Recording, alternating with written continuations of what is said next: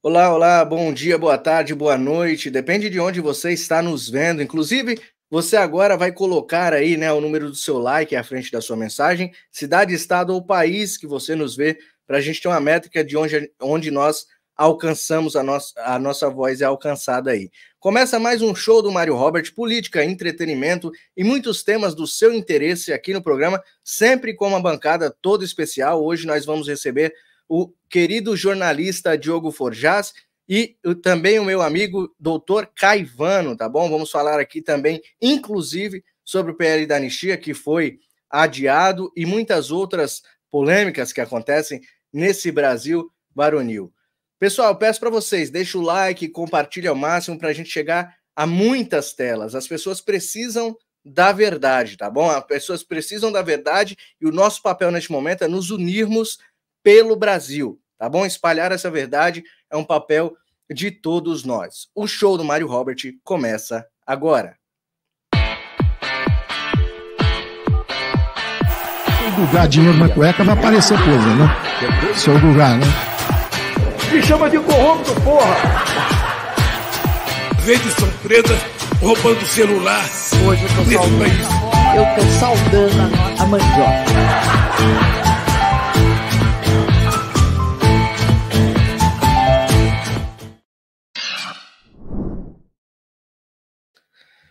Meu amigo doutor Luiz Cláudio Caivano, seja bem-vindo. É Cláudio Luiz Caivano, né? Eu inverti tudo aqui, né, meu amigo? É porque o Brasil tá invertido aí, acaba a gente se enrolando também nas palavras, meu querido. Seja bem-vindo. Verdade. Você tem razão, você tem razão. Tá tudo muito invertido.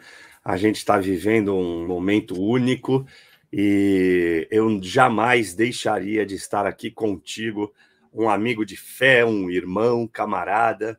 Estamos juntos para qualquer jornada, meu irmão. Estamos juntos. Seu chamamento, seu convite, para mim, é uma ordem, principalmente aqui no Fator Político, a quem a gente tem o maior respeito, né? Um veículo independente, um veículo que traz uma forma de abordagem de notícia completamente diferente de todo o resto. Então, Mário, sem mais delongas, sem embromation, muito obrigado pelo convite, fico muito honrado e siga aí como você faz sempre de forma maestral a condução do programa de hoje e uma boa tarde à nossa audiência. Ô, meu querido, a honra é totalmente nossa de tê-lo aqui, uma pessoa tão experiente que luta por patriotas que estão injustiçados. Isso é uma grande honra tê-lo aqui sempre conosco. E muito obrigado você por ter aceitado aí o nosso convite, tá? Diogo já tá chegando aí, pessoal. O Diogo tá passando maquiagem e logo, logo ele tá entrando aí. Aquele carinha bonitinha que vocês veem, olhinho verde, é tudo lente de contato, filtro, né, Caivano? Ele não é daquele jeito. Ele tá, na verdade, ele tá se aprontando para logo mais estar entrando aqui para nós Ele conversar. usa lente, pessoal. Aquilo lá é tudo fingimento. Falso, ele usa lente, põe bob no cabelo, usa aqueles lenços térmicos. Meus amigos. Experimenta vê-lo acordando. É terrível. Que isso, Caivano? Você já viu o Diogo Forjaz acordando? Não, mas a esposa dele me contou. É uma coisa tá, entendi. Eu me assustei aqui, hein? Olha o bafo de onça da rainha da Inglaterra. Daqui a pouco ele vai chegar aí, porque ele deve estar vendo a gente falando mal dele lá. Já ele corre aqui pra gente parar. Vamos lá, meu querido. Primeira notícia do dia. Governo Lula quer confiscar terras. Ué, o governo Lula tá saidinho, né? Como a gente estava falando aqui nos bastidores, Caivano.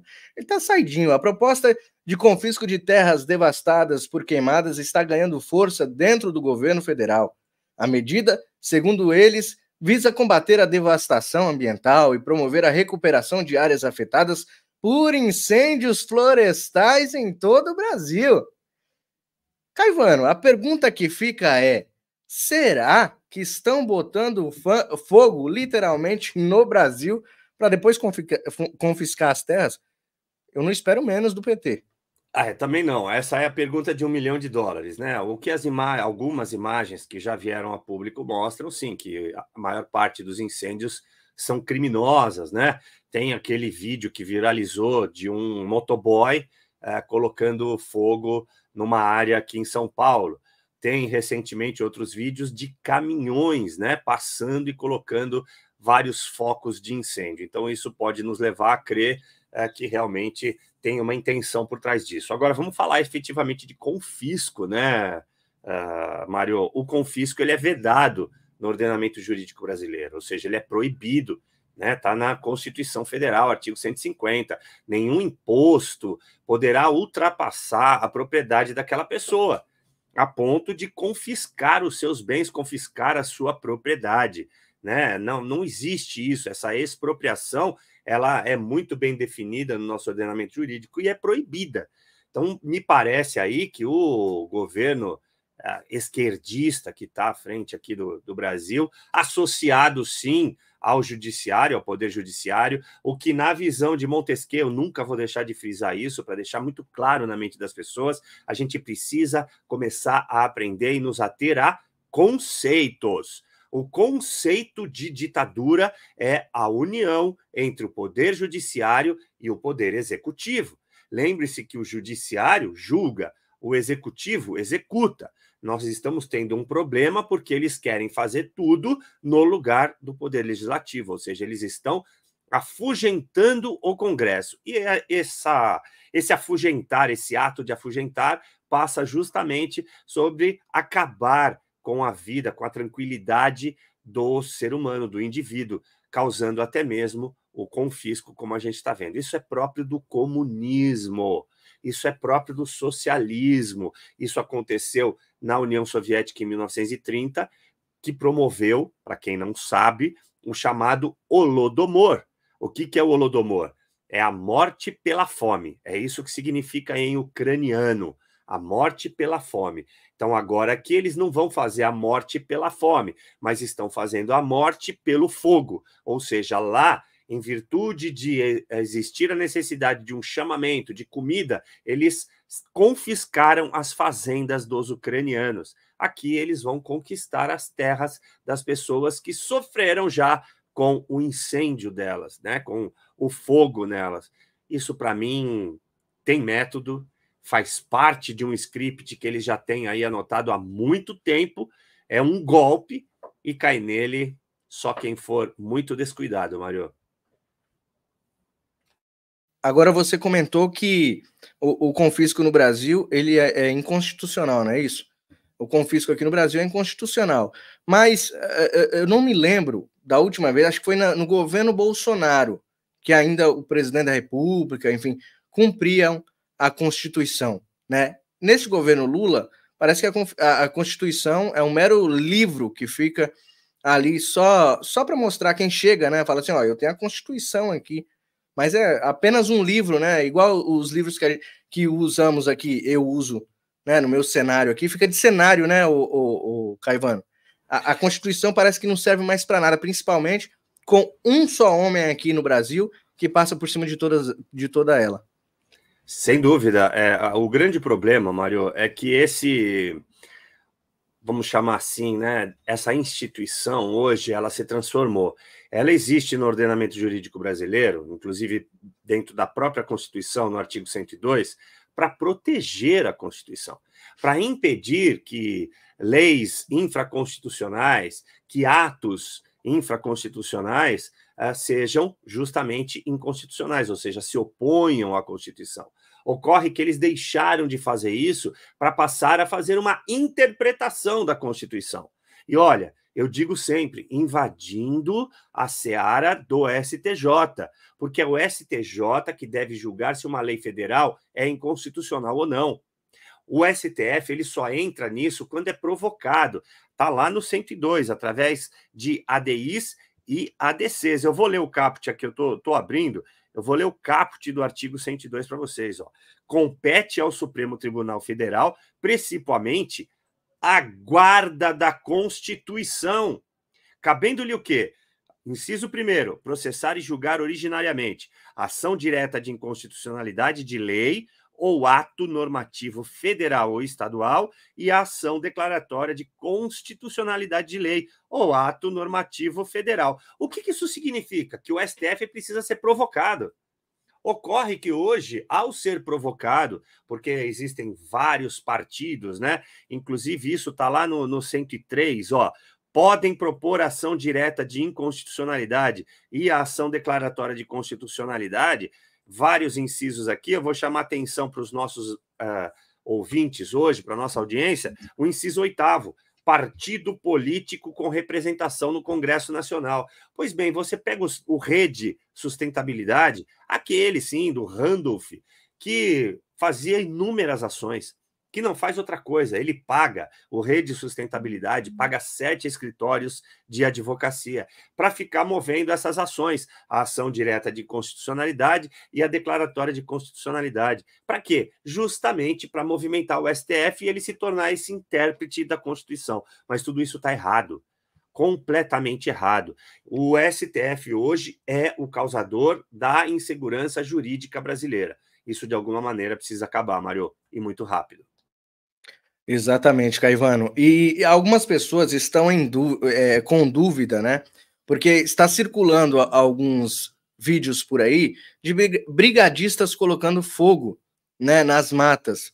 E aí eu tenho que dizer para as pessoas que existe um método, né, do fogo contra o fogo, porque como o fogo a vegetação é um combustível para o fogo, então eles se apressam em queimar uma faixa de vegetação para controlar o incêndio, o avanço do incêndio.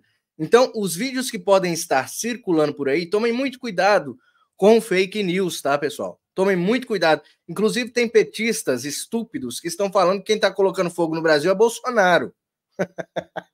Bolsonaro está colocando fogo para culpar o Lula, tá?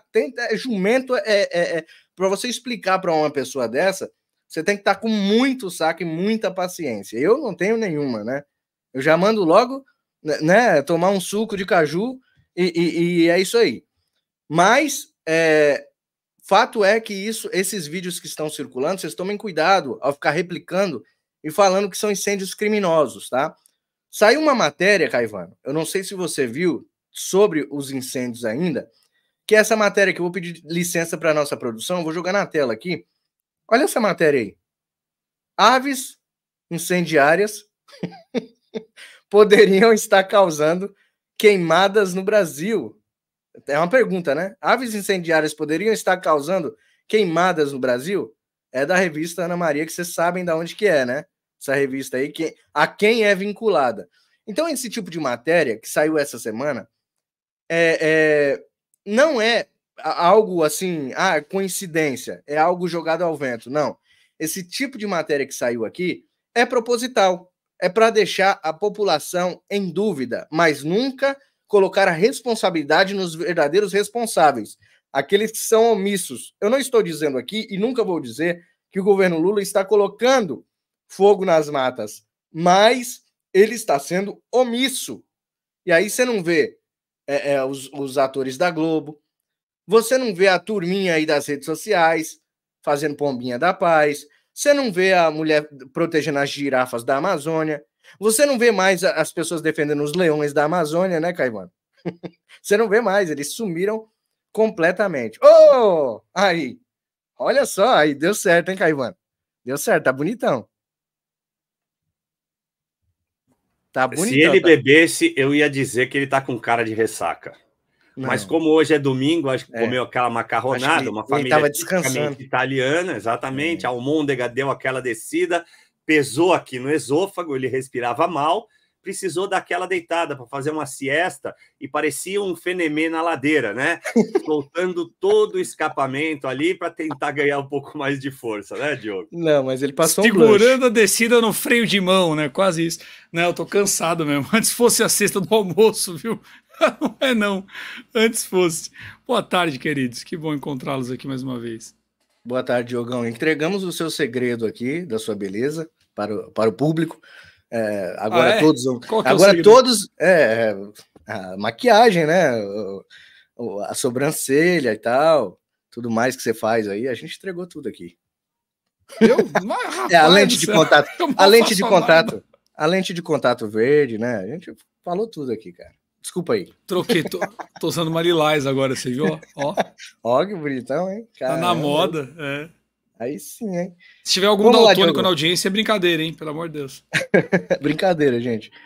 Diogão, Nós estávamos falando aqui sobre as queimadas da Amazônia, do território brasileiro, né? Não só as queimadas da Amazônia, mas de todo o território brasileiro. Caivano disse que são quantos 60% do...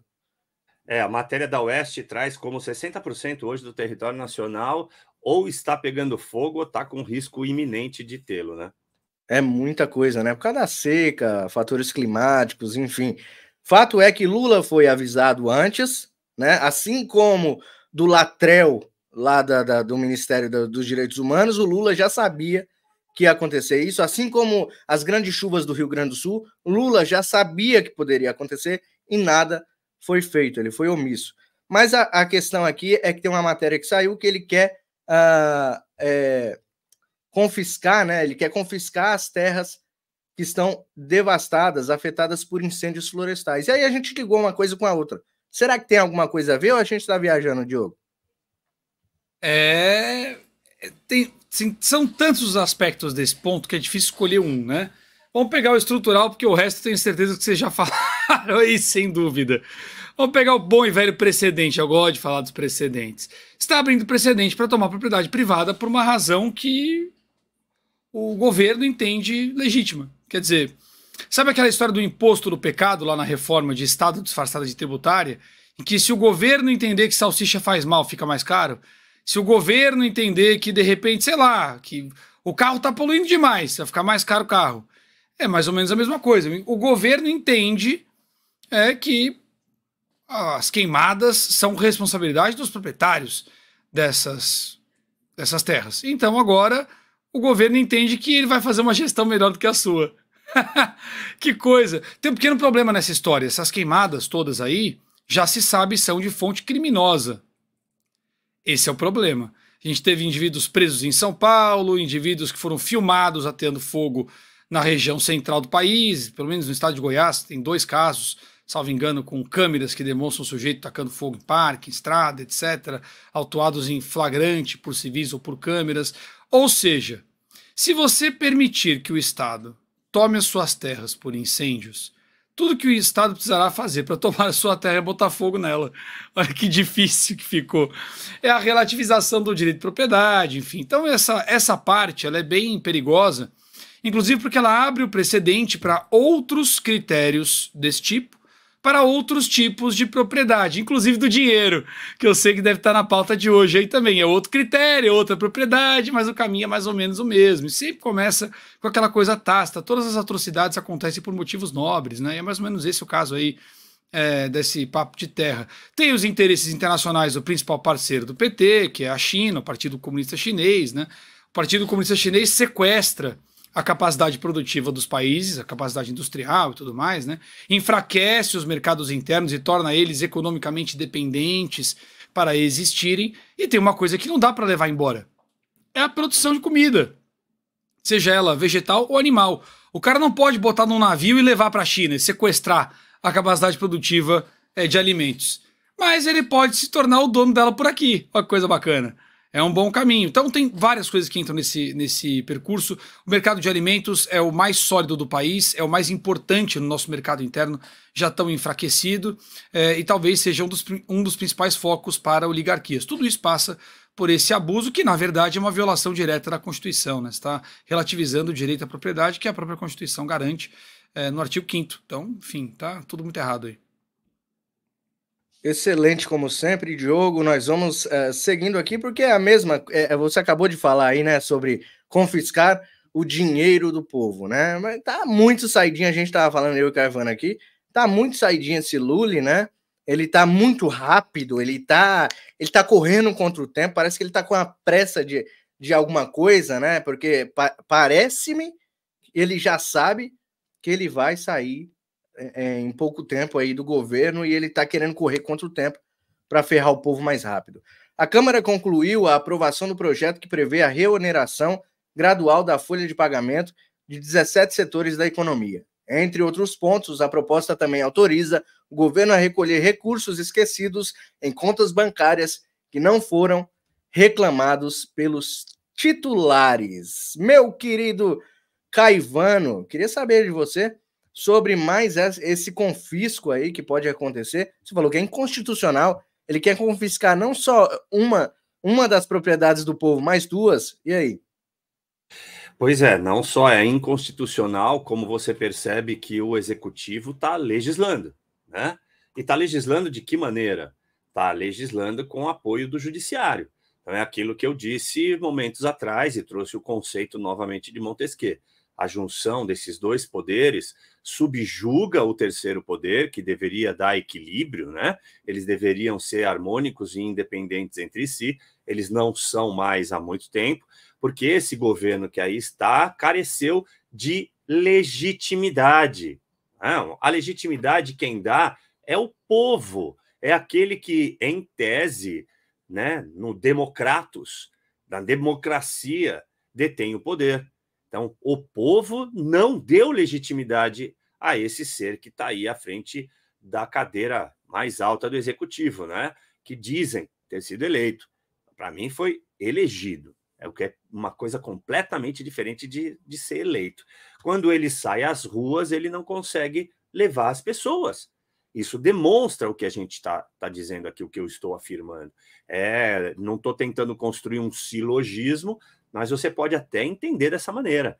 Ele até pode ter sido eleito, né, por um grupo de pessoas, e que eu chamo de elegido aí, mas ele não tem o requisito principal, que é a população ao seu lado, para endossar isso, para legitimar a sua vitória. E quando você não é um governo legitimado, quando você não tem essa legitimidade, você precisa se valer de outros artifícios para poder, através do poder, subjugar o povo. É disso que se trata.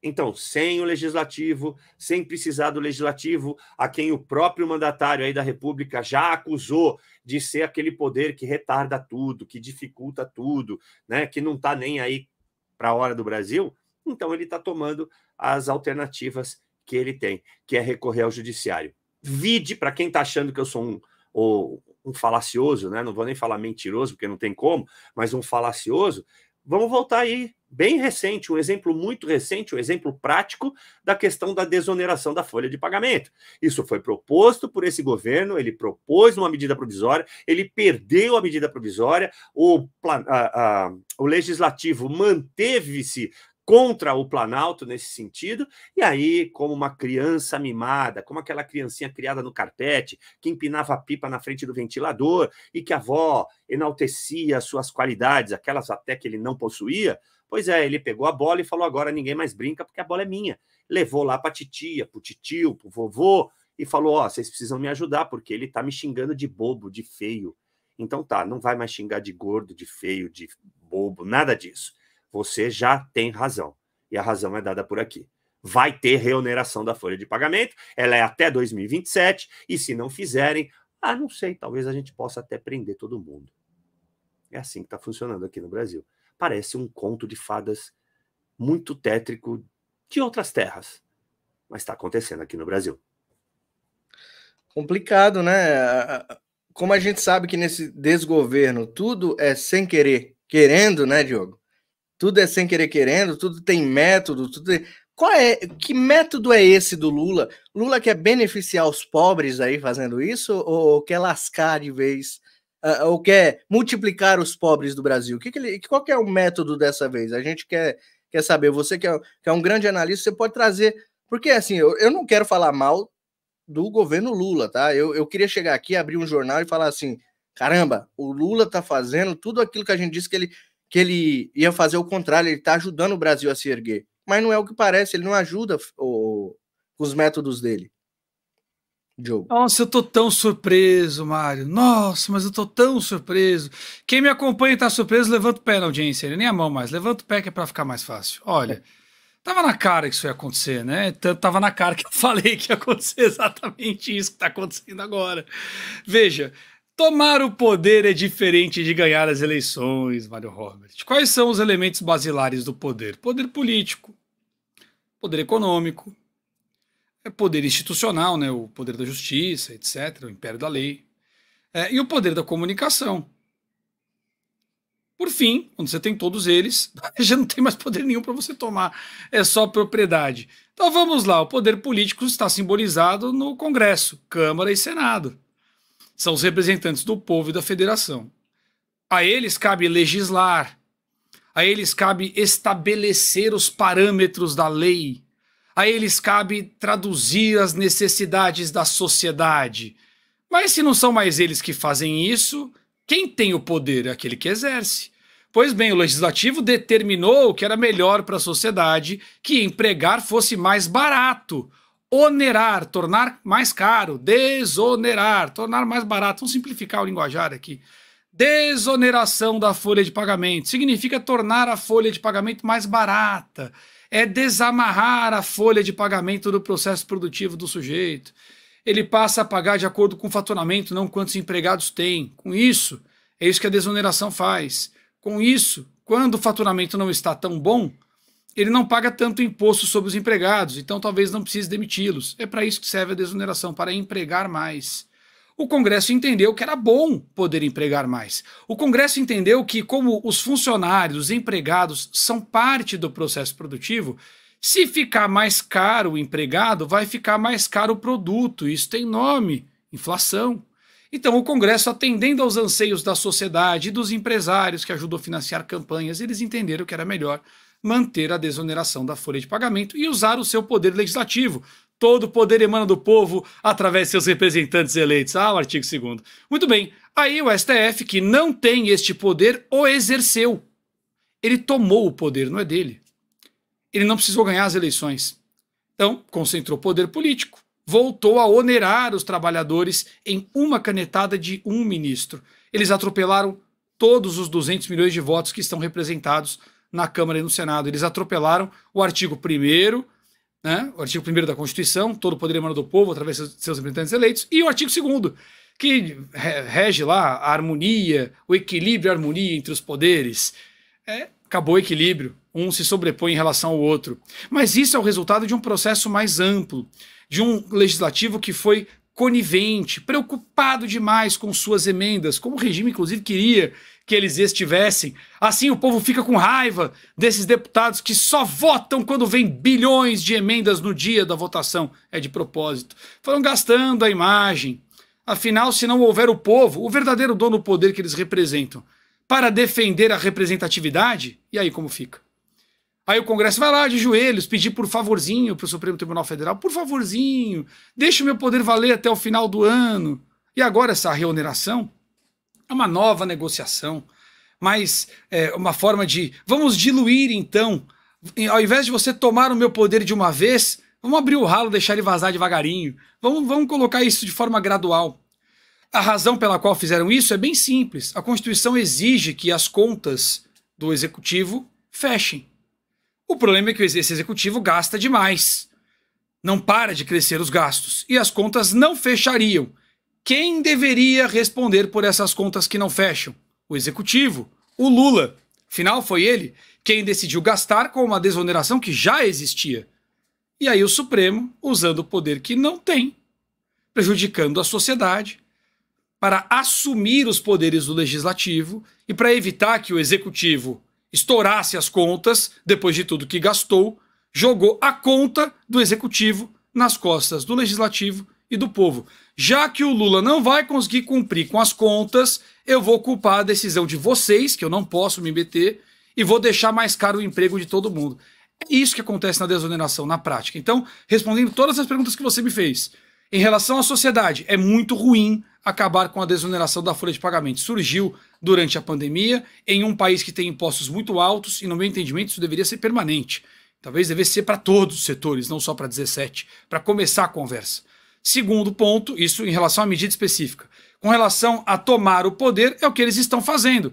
Tomam a propriedade, tomam o poder político, passam a controlar o poder econômico, estão tomando poder, sem ter base constitucional para isso, que é diferente, muito diferente de ganhar as eleições. Tomam a liberdade e por aí vai.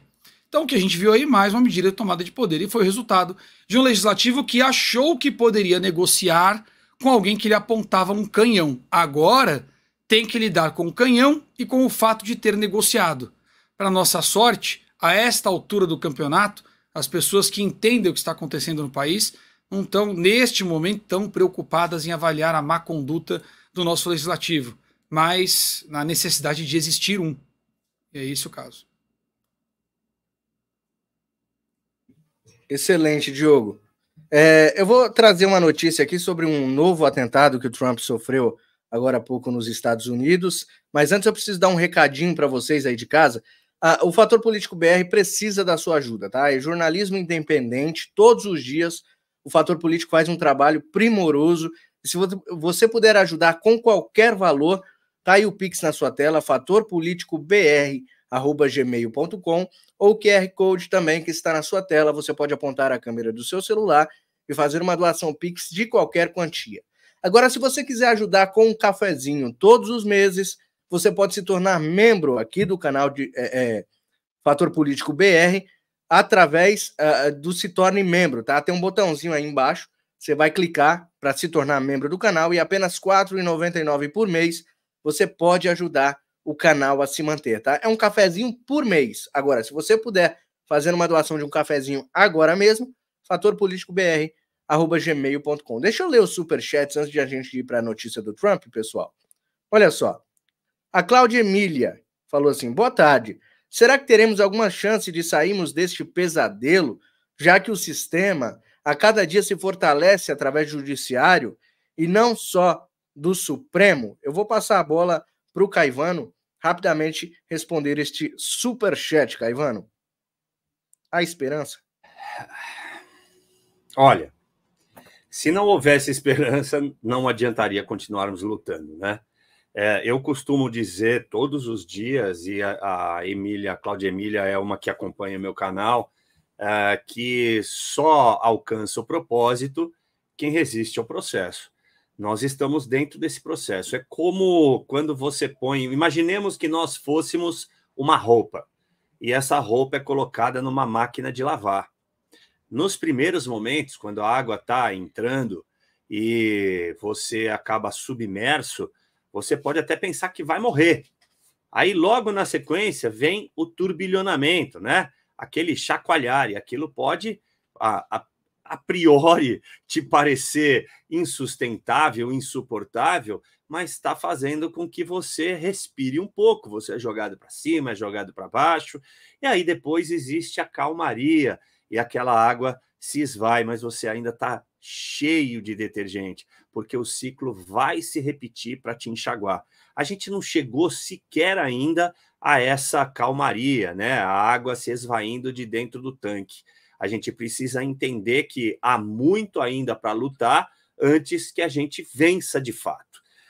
Eu sempre digo também que essa questão da vitória não é que ela seja relativa, mas ela nunca é conquistada de maneira automática, porque o inimigo nunca vai se convencer de que perdeu. É só você olhar ao redor do mundo, vamos pensar em geopolítica. O Brasil não é uma ervilha que possa viver completamente isolada de qualquer outra comida, né? Ele precisa estar dentro de um prato, fazer parte de um contexto. E aí, quando você olha esse contexto, você percebe que a vitória da direita ela está se dando ao redor do mundo. E também é nítido, só para aqueles muito descuidados não estão percebendo, que em virtude dessa vitória da direita, dessa hegemonia que já se verifica na prática, a esquerda desesperada, ou melhor dizendo, o sistema desesperado, está fazendo de tudo para se manter no poder. Você acabou de usar isso, Mário Robert, várias vezes aqui. Olha, eles estão fazendo isso do confisco porque querem se manter no poder? Evidentemente. A gente pode até tirar uma verdade futura, uma falsa verdade, uma falácia, uma argumentação para discutir mais para frente. Então se ficar assim, se eles conseguirem isso, nós não teremos as eleições de 26. Olha, se continuar desse jeito, e se eles tiverem qualquer vitória, por mais...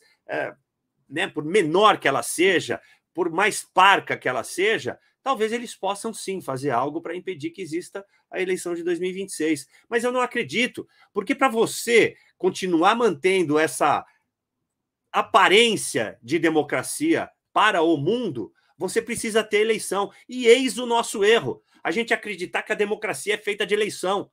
É por isso que a gente teme tanto não ter eleição. Agora, eu te pergunto, a gente tem eleição. Temos democracia? Pois é. Pois é, hoje, inclusive, dia 15, né? 15 de setembro, Dia Internacional da Democracia. O Brasil não tem o que comemorar, né? Por enquanto, não. Lá na frente, a gente vai ter. Começa hoje. A nossa luta começou ontem, né? Na verdade, para amanhã a gente receber a vitória.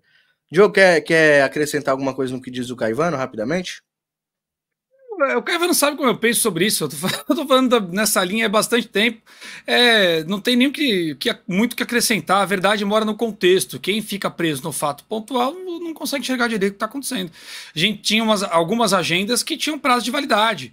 Eles gastaram o poder de autoridade todo durante o processo pandêmico. As principais ferramentas para esse tipo de imposição eram as supranacionais, os veículos padrão de comunicação e as autoridades pré-estabelecidas, sejam elas culturais, de entretenimento ou pseudoculturais, os pseudo-intelectuais fabricados aí nas universidades, nas redações e nos livros, como as entidades mágicas de Nárnia, que se tornaram os livros, né? Pouco importa quem escreveu o que está escrito. Está num livro, então tem valor. Então esse controle da validação da opinião, esse controle da percepção, teve que ser muito utilizado para a imposição do processo pandêmico e, para nossa sorte, eles não contavam com o poder que a internet já tinha. E ela rompeu com esse processo, criou uma espiral de esvaziamento que foi lenta, que eles tinham realmente uma posição muito sólida para exercer essa pressão, e ela foi fazendo efeito. Tanto é que lá atrás já dava para a gente perceber a mudança à direita que isto causaria sob o prisma econômico e social. Então você tem o empobrecimento do mundo sob a ótica produtiva, na Europa muito intensa, nos Estados Unidos é um processo um pouco mais lento, mas também muito significativo, e claro que isso impacta em mercados emergentes como o nosso. Então, do ponto de vista econômico, o mundo empobreceu em uma dependência do polo produtivo chinês, e isso tem uma consequência. A gente teve, do ponto de vista cultural, o desgaste das bases da nossa sociedade. A agenda woke era uma agenda natimorta. Ela bateu muito frontalmente com bases muito sólidas do que pensa o cidadão. E depois a Agenda 2030, que para se impor depende das mesmas ferramentas repressivas que eles gastaram durante a agenda pandêmica. Então essa onda direita no mundo é um fator de consequência do primeiro passo da agenda que não saiu como eles tinham planejado. Então isso causa essa onda à direita no mundo que o Caivano citou. Isso faz com que partidos políticos que extremaram para a esquerda precisem recalcular a rota, o que está acontecendo com os democratas nos Estados Unidos, como a gente já tinha conversado inclusive antes, né, Mário? Eles deixariam de ser um PSOL, para falar na nossa língua, e voltariam a ser um PSDB. Nesse processo vão os anéis e ficam os dedos. E aí vem a etapa que vocês falaram, né? Que você falou, o Caivano falou também, que fazem de tudo para não sair do poder. Esses são os anéis. Os dedos estão tranquilos, os dedos vão ficar. Os anéis é que começam a perceber que eles estão no processo de descarte. E como estão em posição de poder, vão usar os poderes que ainda têm da maneira que for possível para não deixar o poder. Ninguém topa o próprio descarte. E acho que é esse processo de intensificação no final, é justamente esse o caso. E do ponto de vista lógico, por mais doloroso que isso seja, quanto mais eles exercem esse poder, mais intensa é a pressão nesse ponto, mais rápida é a reação, porque como o Caivano bem colocou, as coisas não acontecem sozinhas. A pressão internacional é importante, mas as reações nacionais também são. Então cada um pela sua razão, eles vão reagindo a esses movimentos, eles intensificam a repressão e ao mesmo tempo intensificam a reação. Eu acho que é uma cadeia de eventos que deve seguir ainda nesse curso, e eu não acredito que eles tenham condições de prevalecer, porque como o Caivano bem colocou, nós não somos uma ervilha sozinha no mundo. E muitos são os interesses que passam pelo Brasil, diversos, ainda mais num momento como esse, de reorganização de cadeias produtivas. Então é um momento muito positivo para nós, e claro que cada um fazendo a sua parte, né? A gente deve escapar disso sim. Não só tem saída, como agora ela está mais visível. Só um ponto para fechar. Pense você que está me assistindo. Há um ano, se alguém... Quantos canais você via dizendo que a Agenda 2030 estava recuando? Há um ano e meio, quantos você via dizer que a agenda woke estava morrendo? Se você perguntasse sobre isso, em qualquer lugar, qual é a resposta que você ouviria? Que a tendência era piorar. O que é que os fatos estão te mostrando agora? Então, qual é a tendência? Compare. Compare as bases do poder abusivo antes e as bases agora e veja qual é a tendência. Eu acho que a tendência ainda é positiva. Excelente, Diogão. O Márcio Vasconcelos também mandou um superchat aqui. Muito obrigado, Marcião. Boa tarde, parabéns pelo empenho. Não tem feriado e nem domingo. Um país para salvar. Mário, segue o cafezinho. Muito obrigado, meu querido, por ajudar aqui o Fator Político BR. Lá no meu canal também, Direita no Brasil, de domingo a domingo. O Diogo também, o Caivano, não tem folga, tá? Enquanto a gente não libertar o nosso Brasil, não teremos folga, tá? Isso aqui é uma missão que nós temos, inclusive o Fator Político BR também tem essa missão, é de domingo a domingo, sem folga, sem parar, tá bom? Muito obrigado, Marcião. A Nádia ouviu aqui o nosso pedido, se tornou membro do canal, vai ajudar o canal todos os meses com um cafezinho. Muito obrigado, seja bem-vindo à família Fator Político BR. O Roberto também se tornou membro aqui do canal, muito obrigado, seja bem-vindo, Roberto. O Aldemir Moura também se tornou membro do canal. Sejam todos bem-vindos, novos membros. Se ao longo do programa você sentir no coração de se tornar membro do Fator Político BR, faça isso que você vai estar financiando um ótimo trabalho, um belo trabalho de jornalismo independente que traz a verdade, tá, pessoal? Bom, vamos seguindo a pauta então, pessoal. Agora, saiu agora há pouco, né, no G1 aqui, eu vou pegar a matéria do G1, não gosto muito não, mas vou pegar aqui. Tiros são disparados perto de Trump nos Estados Unidos. Candidato está seguro e suspeito foi preso. Serviço Secreto dos Estados Unidos diz que investiga o caso ocorrido no clube de golfe do ex-presidente republicano na Flórida. Um fuzil AK-47 foi apreendido no local, segundo Associated Press. E aí, meus amigos, o que acontece, hein? Será que o sistema tá maluco, né? O sistema tá doido para tirar o Trump. E aí eu não poderia chegar aqui e falar, como um bom jornalista da Globo, falar assim, olha, houve uma suspeita, né, de atentado. Mas é muita coincidência, né? Disparos com a AK-47 próximo de onde o Trump estava jogando o seu golfinho ali de final de semana. E aí, Caivano, o que você me diz sobre isso? Desespero, né? Não, sem dúvida, desespero. O sistema ele é profícuo em mandar avisos, né? Então, veja, imaginemos aqui um sequestrador, né? Eu sempre digo que você não negocia com um sequestrador, não é mesmo? Não tem como.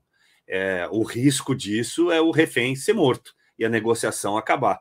Piora quando você é o refém. Então, quando a pessoa estiver nessa situação, ela não deve negociar. E pessoas como Donald Trump, como Jair Messias Bolsonaro, não costumaram, nas suas carreiras políticas, negociar com sequestradores. E aí é que mora o perigo para a vida deles. Ambos já sofreram atentados, né? Bolsonaro em 2018, e por muito pouco ficou vivo, e agora, recentemente, o Donald Trump, com um tiro que, se não fosse a mão divina virar a cabeça dele naquele exato instante, que é de uma fração de segundo, não é um segundo, é de uma fração de segundo. Imagina a velocidade de um projétil né, enviado por um fuzil.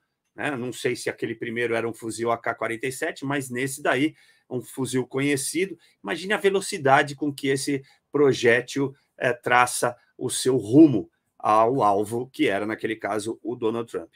O sistema está emitindo outros sinais para dizer para ele que ele não está seguro e que ele deve diminuir a sua eloquente luta contra todas as arbitrariedades do globalismo, porque é disso que estamos tratando.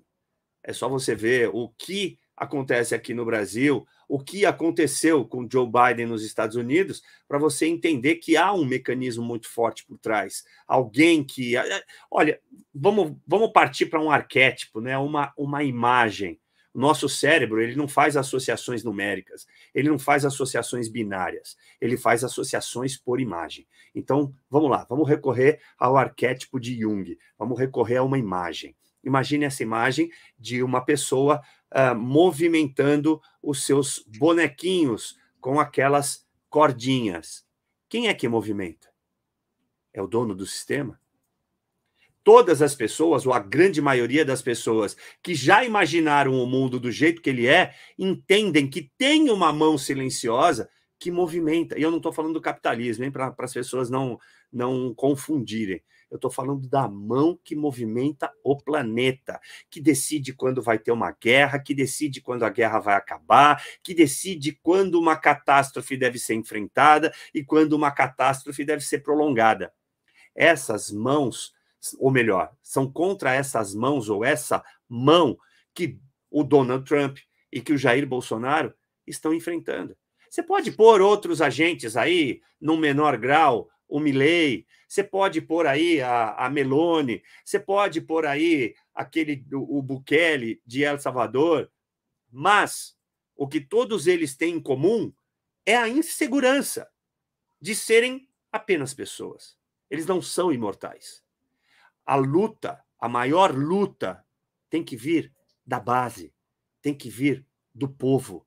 E, infelizmente, enquanto a maior parte do povo não acordar, isso vai persistir, Mário. Esse é o risco. Exatamente. Ótimo esclarecimento, Caivano, como sempre. Diogão, quero saber de você sobre este novo atentado contra o Trump. Sistema que é de todas as formas, né? Depois que sai pesquisas e fala que Kamala não tá com essa bola toda aí, eles apelam, né, para K-47, olha só. Interesses são como o rio. A depender do volume, ele vai chegar no mar. Quer que você queira, quer não. Pessoas morrem. Conjuntos de interesses, não. Então, assim, essa história de matar candidato, claro, tem um efeito, mas às vezes dá muito errado.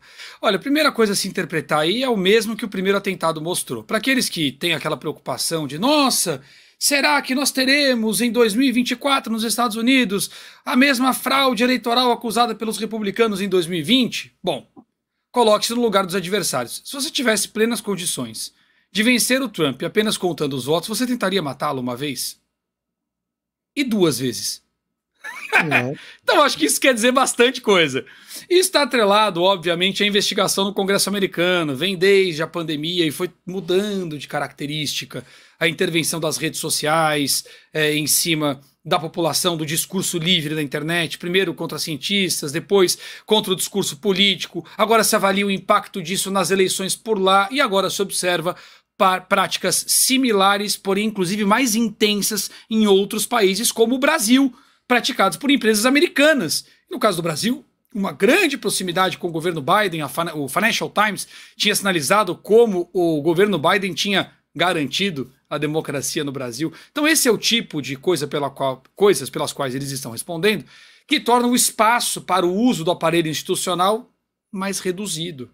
Veja que, até no caso do primeiro atentado, isso resultou na demissão da responsável pela segurança, isso resultou no crescimento da lista de investigados entre os agentes federais nos Estados Unidos, lá no Congresso americano. Quer dizer, tá mais caro, tá muito caro o uso desse tipo de estrutura. Então, isso vai mostrando o sinal de desespero. Voltamos ao comentário anterior. Quem é que está promovendo isso? Será que são as mãos? Eu acho que não, são os anéis. Os dedos estão tranquilos.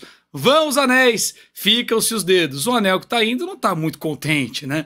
Ele vai fazer o possível. Mas o descarte por lá, para mim também está bem claro. Inclusive, salvo engano, no F5. Acho que o Caivano estava comigo ainda no F5 nesse dia. Não tenho certeza se ele estava na tela, eu acho que sim. Quando a gente falou sobre a campanha eleitoral nos Estados Unidos, quando o Biden não tinha desistido ainda. E aí, será que ele vai desistir? Será que ele não vai desistir? Eu disse, olha, eu vejo uma possibilidade aí de desistência para a Kamala Harris. São várias, mas essa é uma delas. Se for esta, será o descarte da agenda woke. Então a Kamala fica como candidata, junto com ela o que há de mais woke, mais extremo na esquerda, com ela, justamente porque eles já sabem que não será possível derrotar o Trump. Vão se preparar para 2028 quando não há um Donald Trump. Isso explica, por exemplo, Kennedy, que é uma figura histórica dos democratas, apoiando abertamente em cerimônia a candidatura de Donald Trump. Até o Biden pôs o bonezinho essa semana. Então, há um processo de descarte. E quem está para ser descartado toma esse tipo de reação. Isso só confirma a nossa percepção. Inclusive, depois do debate recente, muita gente achando que o Trump tinha perdido, que era, né, meu Deus, o Trump perdeu o debate, agora, o que a gente faz? Será? Veja a repercussão real. Esqueça as pesquisas, até elas estão mudando de novo agora, depois do debate. Quando as falas da Kamala foram submetidas ao crivo de verificação do povo na internet. O que está acontecendo? Esse é o ponto. E agora? E aquele caso dos animais que ele tanto falou no debate? Como é que tá? O que está acontecendo agora? O que as investigações formais estão mostrando? Os grupos de refugiados venezuelanos lá quase criando um cenário de guerrilha nos municípios para onde o Trump, inclusive, apontou o dedo no debate. Então, o que a gente está vendo é a confirmação de um desenho de interesses. Não é a ação de pessoas apenas. Claro que pesa a estratégia do Trump e tudo mais. Mas o Trump não está sozinho nessa. Não são só os interesses dele. Os seus adversários, inclusive, diante de um modelo que está ruindo, precisam se reposicionar. Ou vocês acham que os narcoestados na América do Sul eram mantidos como? Quem dava base para isso? Por que será que eles estão capotando agora? Todos eles. Então é isso. Se o entorno de base do Deep State está prejudicado, eles precisam se reorganizar. E quem cai do caminhão de mudança está tentando permanecer nele. Esse tipo de ação aí, acho que vai nesse... Não estou acusando os democratas, não, hein? Pode ter sido um maluco, tal, coitado. Foi outro estudante qualquer, mais um estudante que vai aparecer aí. Será? Vamos ver. Sei lá quem é o coitado, o lobo solitário, a alcateia de lobos solitários. Ah, maravilha, vai botar mais um aí. Mas, não estou acusando não, mas que atende aos interesses deles, atenderia. Enfim, eu estou muito contente com esse tipo de tentativa frustrada aí, tá? Só confirma o bom caminho das coisas. Esses caras que aparecem aí, só pode chamar Adélio, né? Se chamar Adélio aí tem todo sentido, faz todo sentido ele ser sozinho. Ó, deixa eu colocar um comentário aqui que fizeram pro Diogão. Gina Longo. Diogo, apesar do meu nome ser longo, ele é curto. E penso que é por isso que tu não visualiza os meus comentários e perguntas no teu canal. Amo te ouvir. Deixa eu, antes de você se pronunciar, deixa eu te defender, Diogo. Ô Gina, querida, ó, vou te explicar. Assim como no meu canal, no canal do Caivano, no canal do Diogo, o Diogo é uma banda de um homem só. Né? Ele não tem uma produção para estar separando ali, né, os comentários e tal. Então o cara corta a cana, chupa e assovia ao mesmo tempo. Consome a cana e assovia ao mesmo tempo. Então o cara faz tudo, tá? Então é assim, eu tô defendendo ele aqui porque eu sei como é que é. Às vezes a gente passa direto nos comentários. E ainda mais ele, né, o Caivano, ainda mais o cara que tem 6 mil pessoas na live dele. Aí como que ele vai, né, responder todo mundo? Então é por isso que ele, às vezes, ele pula aí a Gina Longo. Pode falar, Diogo. Se defenda. Não, a Gina é amiga de longa data. A Gina, ela tá brincando comigo. Ela tá levando uma. Tá zoando. Porque olha, vou te dizer uma coisa aqui, sem falácias, hein? Eu não vou dizer que eu leio todos, mas eu leio praticamente todos os comentários, porque eu leio em bloco, Mário. Eu leio como se fosse uma imagem. Por exemplo, quando você vê uma imagem, você não vê linha por linha. Uhum. É um negócio muito louco. Então eu não leio todos, mas eu leio a maioria dos comentários.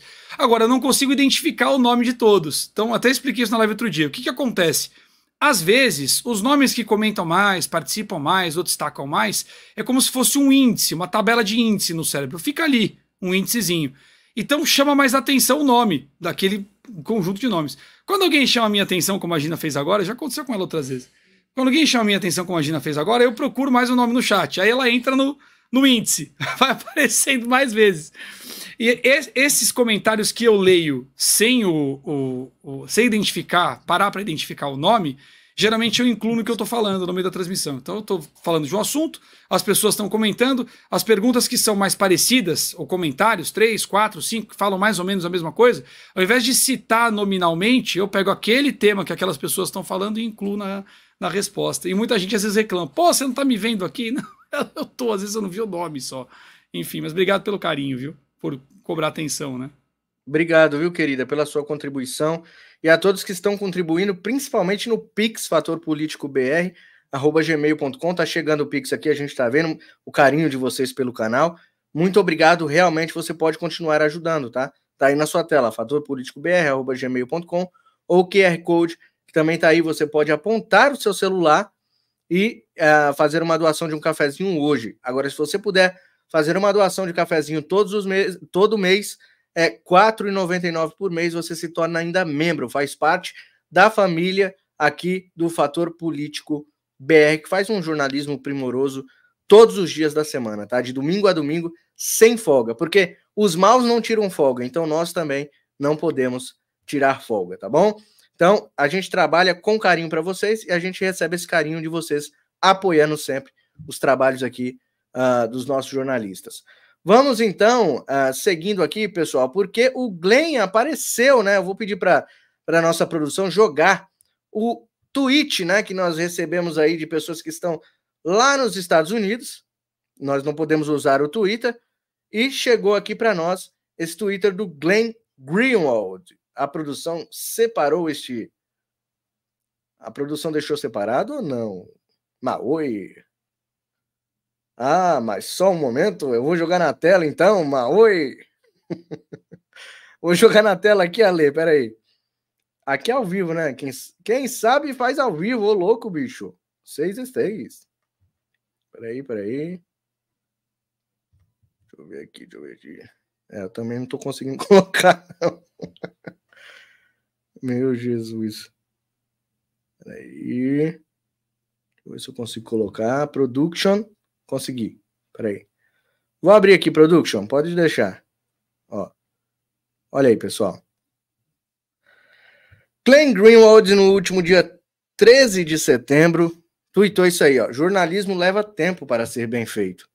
Não é um Burger King, onde você pede e recebe o que quer em 15 minutos depois.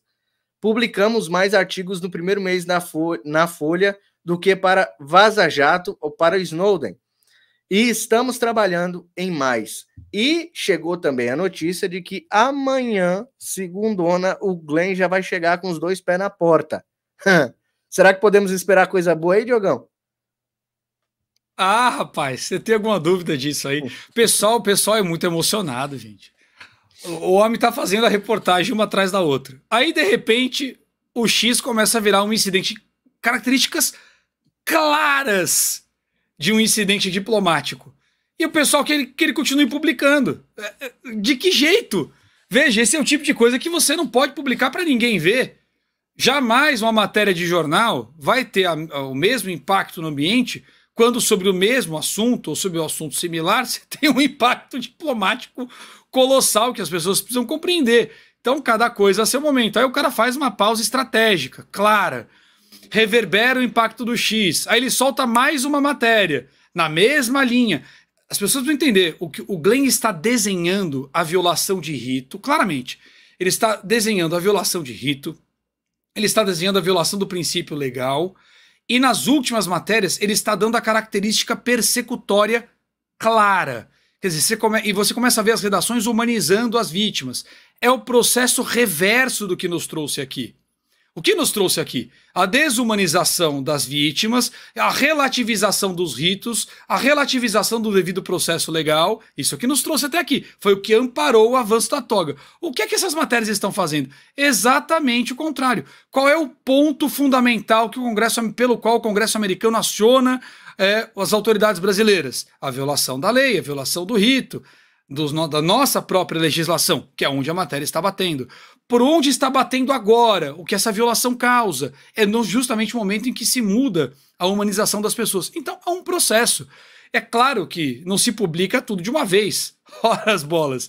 E isso aí só confirma isso, né? Quando o pessoal cobrava lá atrás, cadê os 100 gigas? Cadê os 100 gigas? Fala, calma, gente, não é assim. Calma.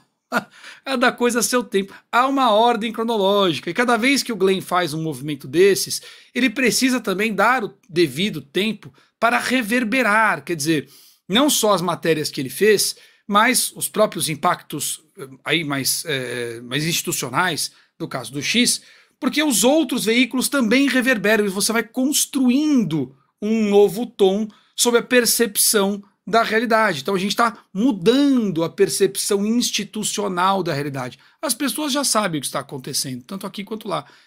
O que essas matérias fazem é mudar a percepção institucional. E isto leva tempo. Eu acho que é mais ou menos por aí. Dá para esperar coisas grandes, sim. Principalmente a julgar pelo foco que ele pegou, a lei, o rito, e agora um pouquinho mais para o lado da humanização, a temperatura internacional e nacional, que está bem elevada, e a óbvia materialidade que ele deve ter nesses diálogos, a julgar pelos fatos públicos que todos nós já conhecemos. Então a expectativa é sempre muito positiva. Aliás, eu acho que os nossos políticos não estariam tão animadinhos, né, se eles não tivessem essa mesma percepção. O processo político é sempre o último a se mexer.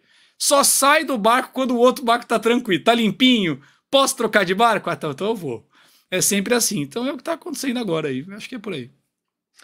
Excelente, meu querido. Antes de passar para o Caivano, então, vamos ver aqui como que está o placar, né? Tem um placar aqui nesse site, que é o Votos Senadores, e vocês vão chegar aqui nesse site, tá? É votosenadores.com.br, e vocês vão se deparar com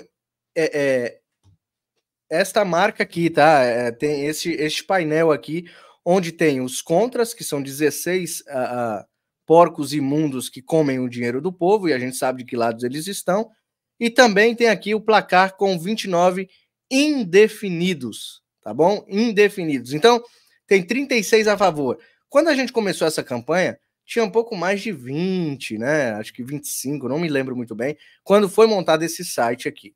Agora já aumentou para 36. As informações chegam que precisa-se de 41, não é isso, Caivano? É 41 que precisa para começar o processo? Bom, vamos lá, né? Eu falei essa semana, inclusive a gente esteve junto aqui no mesmo canal, isso quem abriu essa discussão aí foi o Diogo, em virtude de trazer à tona o artigo 48, inciso 11 do regimento interno do Senado, né? Inclusive eu fiz uma devolutiva essa semana também para o Diogo, que eu conversei com a advocacia do Senado, né? E aí, inclusive, o Roveran fez um programa muito bem feito sobre a advocacia do Senado, e o advogado-geral do Senado, inclusive, é alguém envolvido até as entranhas com o STF. Então, é óbvio que, aliás, me parece óbvio, né? O óbvio a gente só pode dizer que essas evidências elas sejam tão claras que o resultado me parece evidente. Então, com uma pessoa dessa, envolvida até o pescoço com um escritório de advocacia, sócio de um escritório de advocacia, que só age no STF, a gente não pode esperar do sistema de advocacia do Senado que isso vá prosperar, afinal de contas ele é o chefe. Mas isso colocado de lado, vamos tentar pensar da seguinte maneira, né? Não são só 41. Tá? Também já foi apurado que parece que eles têm algo entre 43 e 45 senadores. Ocorre que esses senadores não querem dizer imediatamente de que lado eles estão, seja por medo, seja pelo que for. Eles não querem se apresentar. Quer um nome bem famoso? Ciro Nogueira, o líder do PP. Ele não quer, deixa quieto, vou agir aqui no submundo e vou ficar quietinho, eu não vou colocar minha cara à tapa. O Centrão faz isso. Agora, todo mundo já entendeu o que fez Alexandre de Moraes. E todo mundo sabe o risco que é manter Alexandre de Moraes. Agora, uma outra vertente que ninguém falou, eu já falei ontem no meu programa e vou falar aqui para você no seu programa, em sua homenagem, mais uma vez. A questão é, se conseguirem avançar com o processo de impeachment, Alexandre de Moraes é tão orgulhoso que não passará pelo processo de impeachment. Ele arrumará um subterfúgio para estar em outro lugar, e não aqui no Brasil. Nem nos Estados Unidos, tá? Que não vai dar, não. Deixa eu avisar. Vai dar mais, não. Quer falar sobre isso aí, Diogão? Eu quero. De repente, as últimas ações do Alexandre de Moraes amarram todos os outros ministros na cadeira dele. Imagine todas as outras 10 cadeiras amarradinhas ali no pezinho da cadeira dele. Pensou? Pensou legal. Aí a hora que a coisa engrossa, ele levanta da cadeira. Coisa boa, né? As decisões últimas todas estão vinculadas. Essa conta aí, quem é da minha live tá com o pé de pé já, assim. Não falo levanta a mão, que levanta a mão não tem graça. É tão óbvio que levanta o pé. Quem já sabia, levanta o pé aí. Falei que a minha conta tava em 47, tá perto já, hein? E faz tempo que eu falei que a minha conta tava em 47, tá perto já. Gente, quem não estuda história está fadado a repetir, não precisa ser nenhum gênio, não.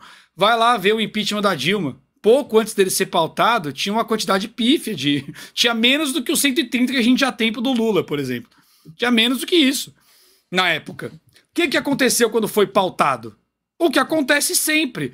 O cara só muda pro barco quando tá seguro. O barco tá limpinho, posso pisar? Ah, então eu vou.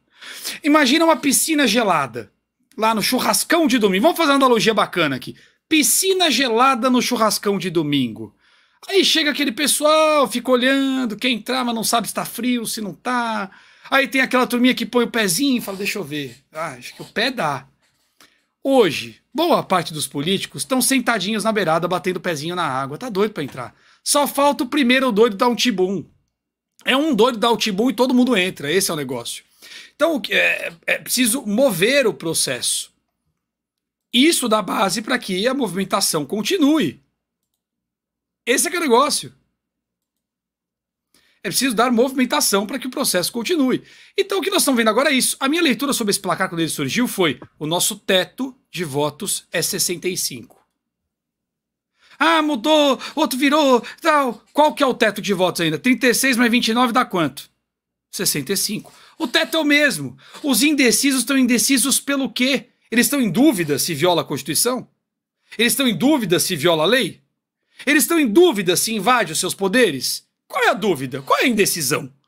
A indecisão não é técnica, a indecisão não é jurídica, a indecisão não é republicana, a indecisão é de segurança. É a relação custo-benefício. Conforme o custo de aderir diminui, a percepção de benefício aumenta e isso vai movimentando esses indivíduos.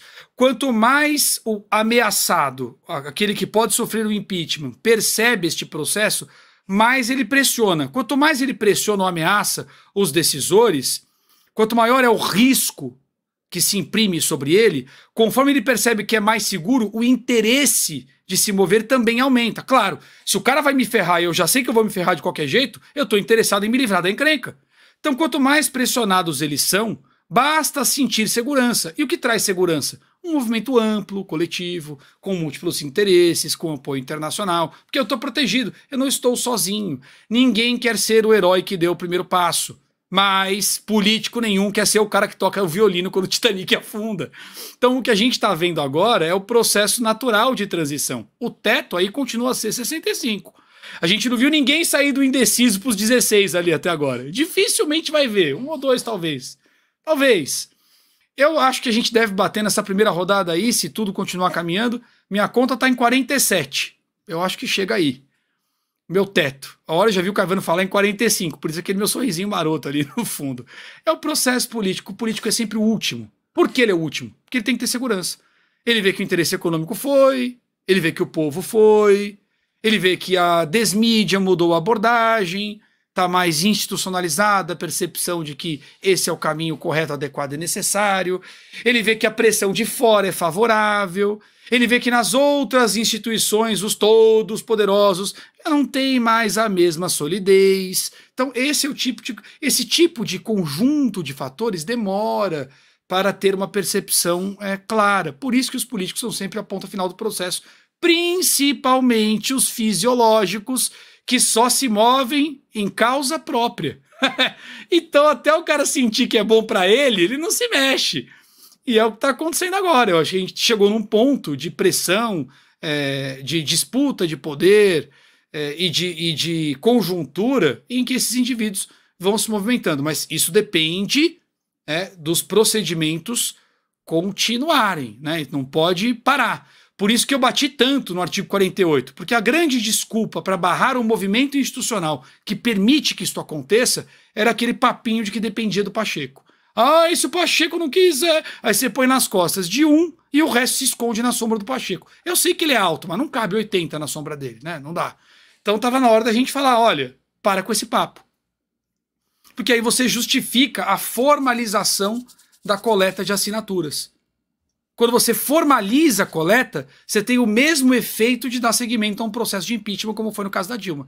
Você dá base sólida para os indecisos manifestarem a decisão que eles já tinham. Faltava segurança para falar. Eu acho que é esse o caminho que está rolando aí. Excelente, meu querido. Caivano, meu querido, vamos dar esperança, mais esperança ao povo, porque o povo ficou preocupado, né? Com a última sessão da CCJ aí, onde seria ali votado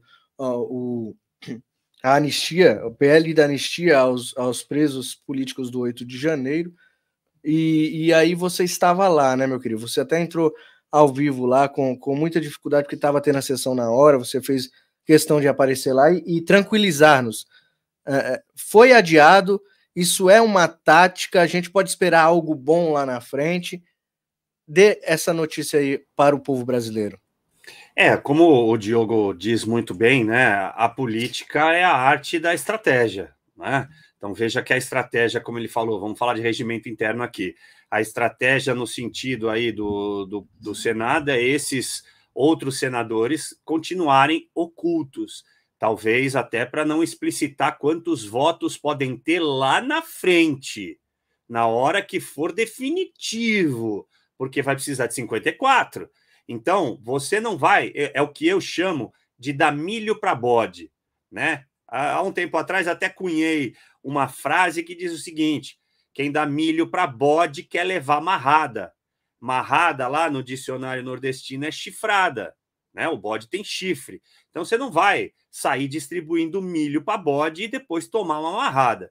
Então, eles ficam ali na encolha para não dar essa percepção para o seu oponente. Foi o que aconteceu na CCJ, na terça-feira, última aqui, né? No dia... Agora até eu perdi, nós estamos no dia 15, no dia 13, né? Dia 12, perdão.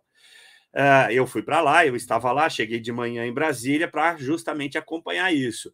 E foi colocado em votação, na verdade foi apresentado como pauta única, né? Foi aberta a sessão, e aí a esquerda tem o kit obstrução, que já é conhecido lá também no plenário, nas comissões. E como que funciona esse kit obstrução? Primeiro você tenta colocar os extra-pautas, para atrapalhar, para ficar com aquelas discussões infindáveis, que não rima lé com cré, que não tem nada a ver com o objeto principal. Quer um exemplo? Um deles lá trouxe a questão de renda familiar. Opa, peraí, a gente estava tratando de anistia. E aí colocaram 3 desses tipos, né, de projetos de lei para serem colocados na pauta. Então, são chamados extrapautas. Como é que você vence isso? Na democracia, embora a gente saiba, segundo Winston Churchill, que é o pior regime de governo, excluídos todos os outros, a gente tem que estar adstrito a ele. Então, como é que faz para vencer? Você coloca sob votação. E aí, a direita tratorou a esquerda. E veja como que o Diogo está falando e o que eu estou falando faz mais do que sentido. Sabe qual foi o número final da votação? 34-0, 34-0 e 32-2. Aí eu te pergunto, por quê? Porque nem eles votaram. E por quê? Porque eles queriam saber quem votaria com eles. Se eu ponho o meu voto na disputa, que eu já conheço, eu fico sem saber quem votou, porque o voto é secreto. Agora, se eu não ponho, eu percebo, opa, tem 2 ali que votariam comigo. Só que não, hashtag só que não. Aí o que aconteceu? Eles perceberam que iriam perder naquela terça-feira e por volta das 5 da tarde, mais uma vez, o filhinho mimado, aquele que não brinca na rua sem a supervisão da vovó, do titio, da titia, foi pedir para a titia pegar a bola. E titia Elmar foi lá e pegou a bola. Titia disse, enquanto tiver a lição de casa, ninguém brinca na rua com a minha filhinha. E aí acabou a sessão. Porque se tem sessão plenária com a ordem do dia, nenhuma comissão pode funcionar. Então foi um baita de um tiro de bazuca para matar um pardal. Entende? Isso só adiou a disputa. Isso não acabou com nenhuma disputa.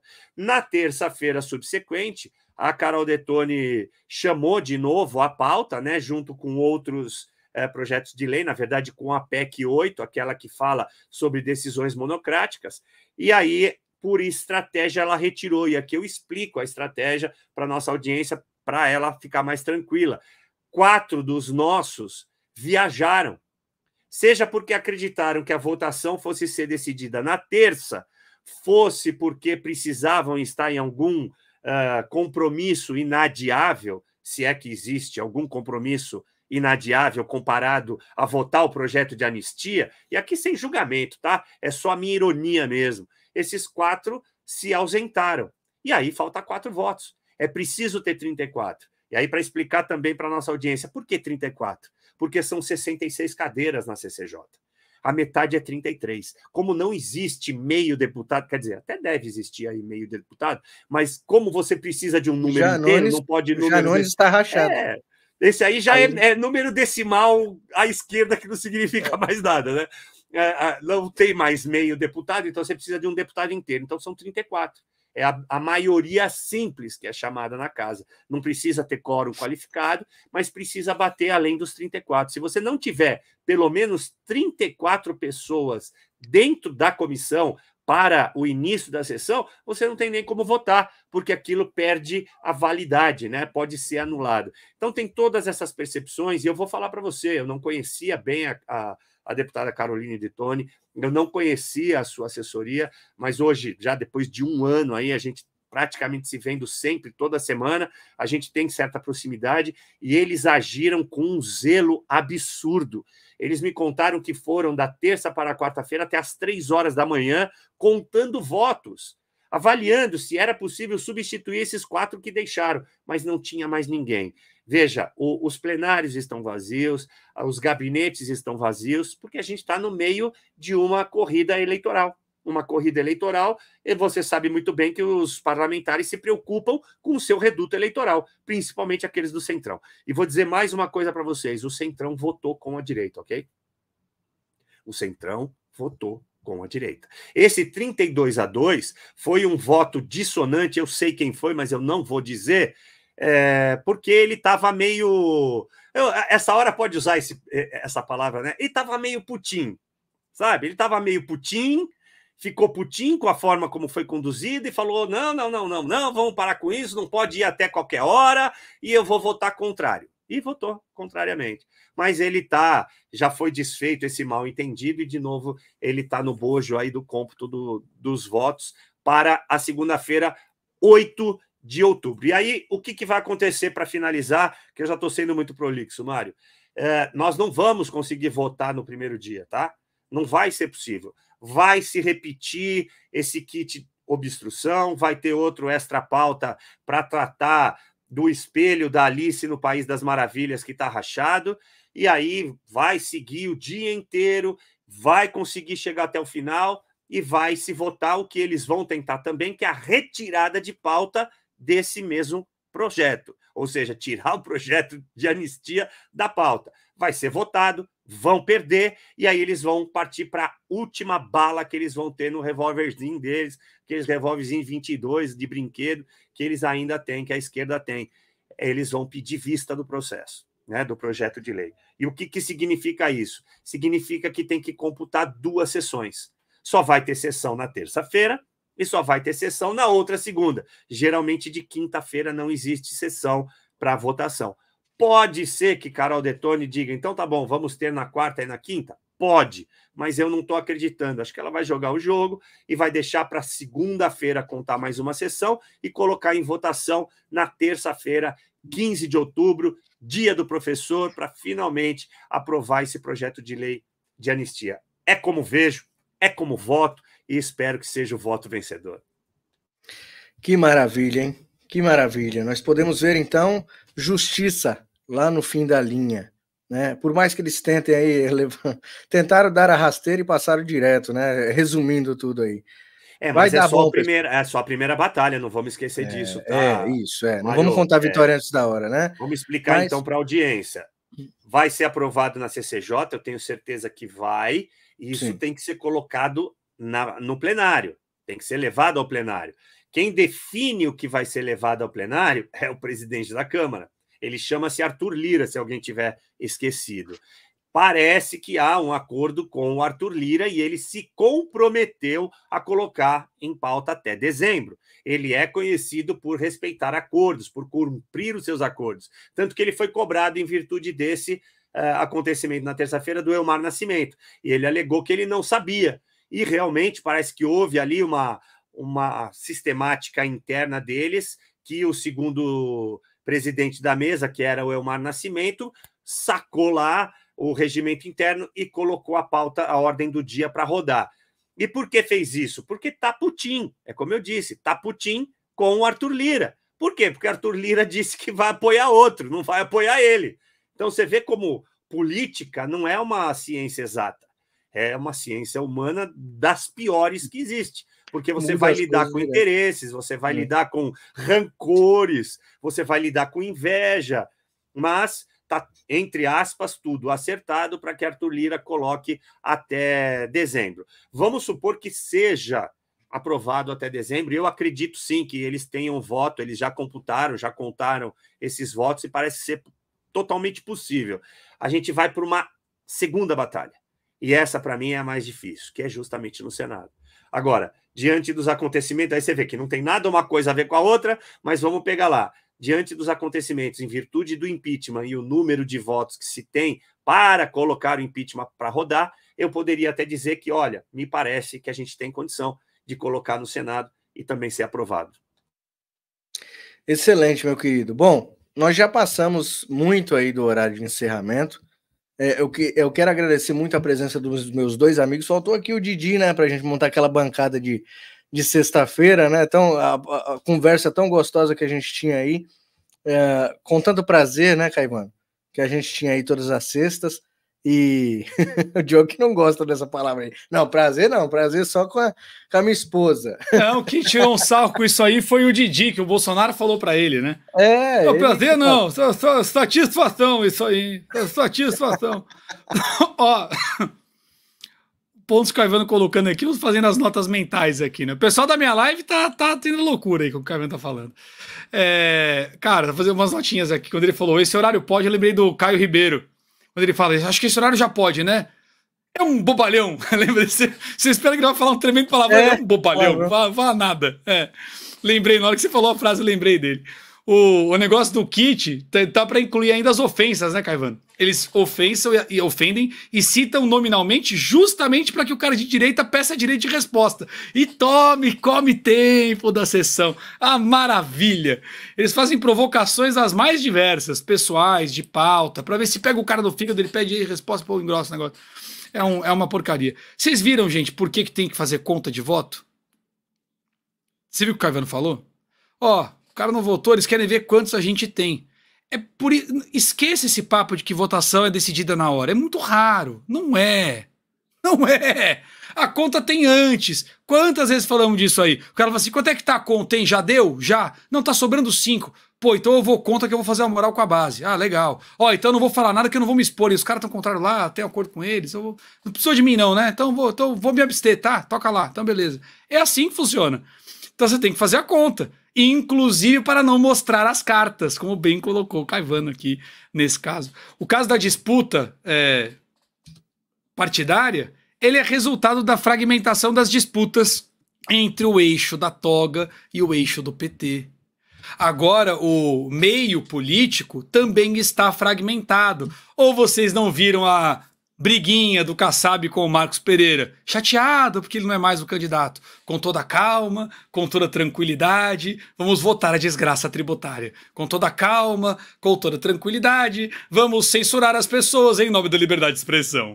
Agora parece que a conta chegou para ele também. O que a gente está vendo é o centro em processo de reacomodação.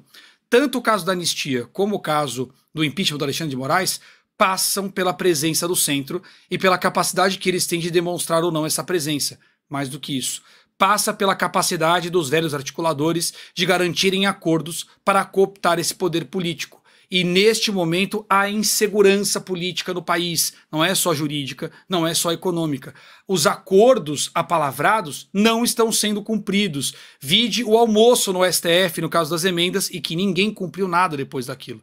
Essa insegurança política passa a exigir lastro para as movimentações seguintes. E o caso da anistia tem um papel de lastro para essa aglutinação política. O entorno da pauta da anistia é o mesmo entorno da pauta do impeachment de Alexandre de Moraes.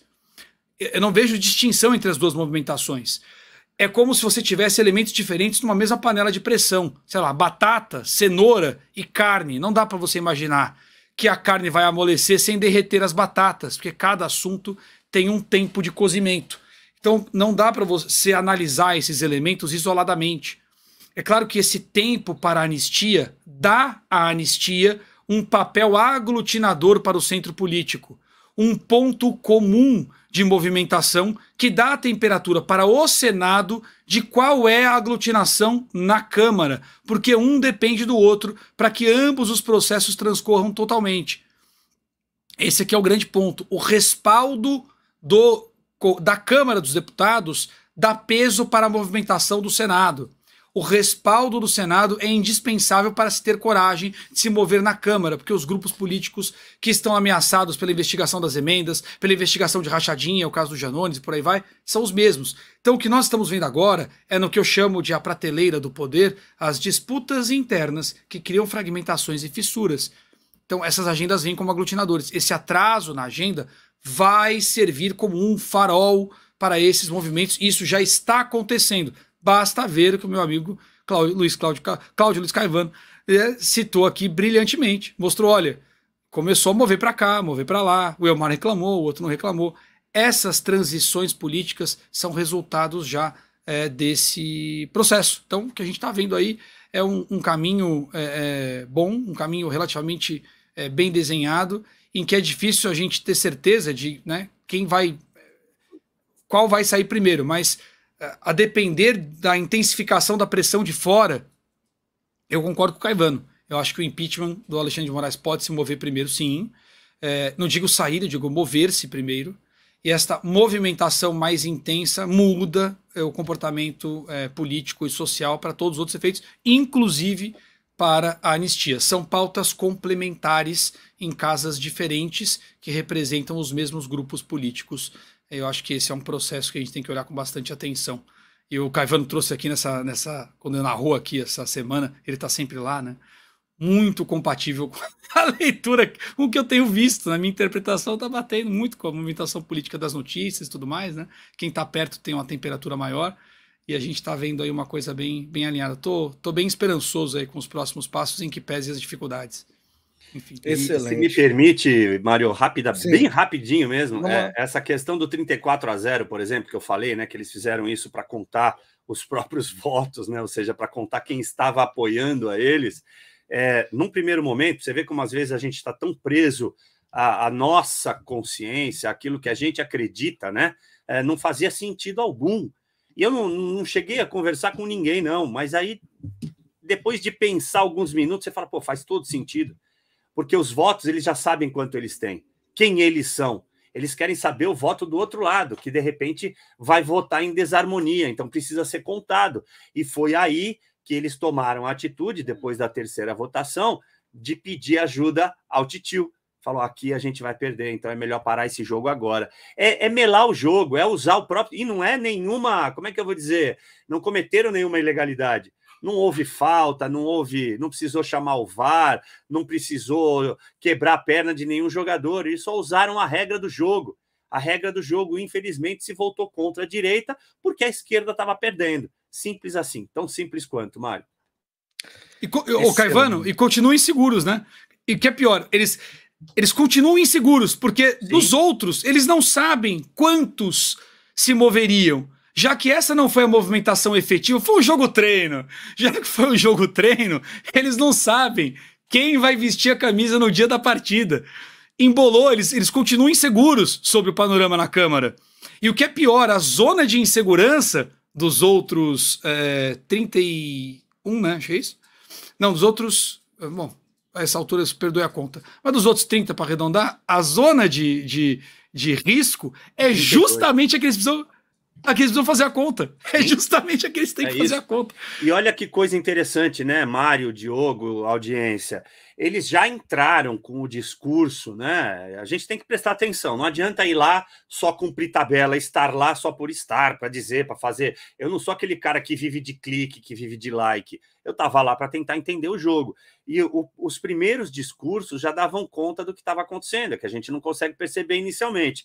Eles já diziam assim, um absurdo, Vossa Excelência, né, se dirigindo a Carol Detone, pautar isso no meio de um processo eleitoral. Vamos deixar para discutir isso posteriormente. É óbvio, meu irmão, que eles vão depois usar atributo do resultado dessas eleições, que eles vão tomar uma porrada acachapante para dizer assim, não, veja como a gente é magnânimo, nós vamos votar com vocês. Nós vamos permitir que isso seja votado, nós vamos ajudar a tramitação, nós vamos votar com vocês lá no plenário, porque o país precisa de uma pacificação. É claro, meu irmão, quando eu me tornar minoria, é claro, meu irmão, que eu quero pacificação, porque senão você se vinga. Eu meço você pela minha régua. Eu me vingo há 45 anos, desde 1979. Por que eu não vou acreditar que você vai se vingar de mim depois? É isso que significa.